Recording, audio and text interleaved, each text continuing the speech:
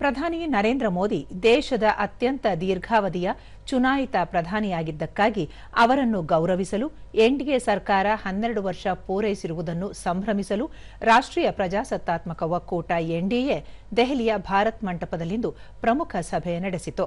ಸಭೆಯಲ್ಲಿ ಪ್ರಧಾನಿ ನರೇಂದ್ರ ಮೋದಿ, ಬಿಜೆಪಿ ಅಧ್ಯಕ್ಷ ನಿತಿನ್ ನಬೀನ್, ತೆಲುಗು ದೇಶಂ ಪಕ್ಷದ ಅಧ್ಯಕ್ಷ ಚಂದ್ರಬಾಬು ನಾಯ್ಡು, ಶಿವಸೇನೆ ಮುಖ್ಯಸ್ಥ ಏಕನಾಥ್ ಶಿಂಧೆ, ಲೋಕಜನಶಕ್ತಿ ಪಕ್ಷದ ಚಿರಾಗ್ ಪಾಸ್ವಾನ್, ಎನ್ಸಿಪಿ ನಾಯಕಿ ಸುನೇತ್ರಾ ಪವಾರ್, ಜನಸೇನಾ ಪಕ್ಷದ ಪವನ್ ಕಲ್ಯಾಣ್, ಹಿಂದೂಸ್ತಾನಿ ಅವಾಮಿ ಮೋರ್ಚಾ ಪಕ್ಷದ ಜಿತಿನ್ ರಾಮ್ ಮಾಂಜಿ, ಜೆಡಿಎಸ್ ನಾಯಕ ಕುಮಾರಸ್ವಾಮಿ, ಆರ್ಎಲ್ಡಿ ನಾಯಕ ಜಯಂತ್ ಚೌಧರಿ ಸೇರಿದಂತೆ ಮೈತ್ರಿಕೂಟದ ನಾಯಕರು ಪಾಲ್ಗೊಂಡಿದ್ದರು.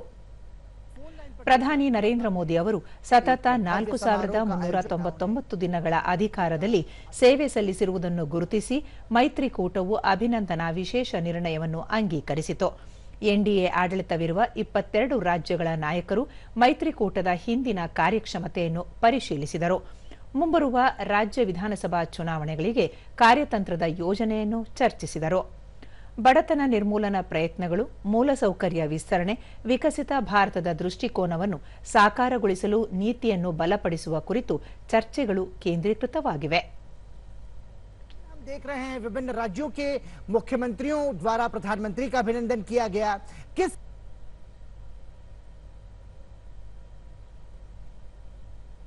की अलग-अलग राज्यों की जो संस्कृति है उसकी एक झलक दिखाई देती है।